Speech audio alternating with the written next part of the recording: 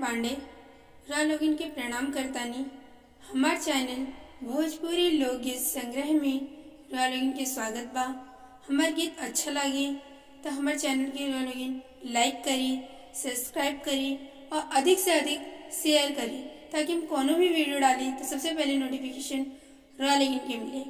अब रा लोगिन हमार गीत सुनी, कमेंट करके बताएं कि गीत कैसा लगा। काई बिना सुन लागी बगरे मगचावा, काई रे बिना ना सुन लगी माई के गोदिया, काई रे बिना ना सुन लगी माई के गोदिया, काई रे बिना ना कोयल बिना सुन लागे बगरे बगचावा, बालक बिना ना सुन लगी माई के गोदिया, बालक बिना ना सुन लगी माई के गोदिया, बालक बिना ना।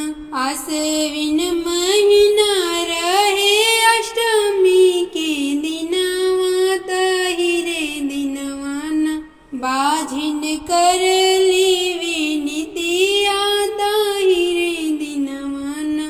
बाझिन कर ली नीतिया, ताहिरे दिनवन कवन कसुर देवा हम कैनी नाही रे दिहलाना, देव गोदी में ललनवा नाही रे दिहलाना, देव गोदी में ललनवा नाही रे दिहलाना।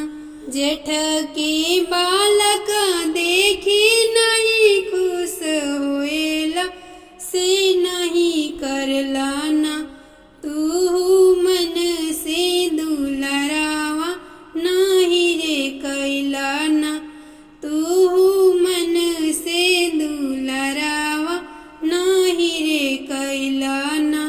भूल चूक माफ देवा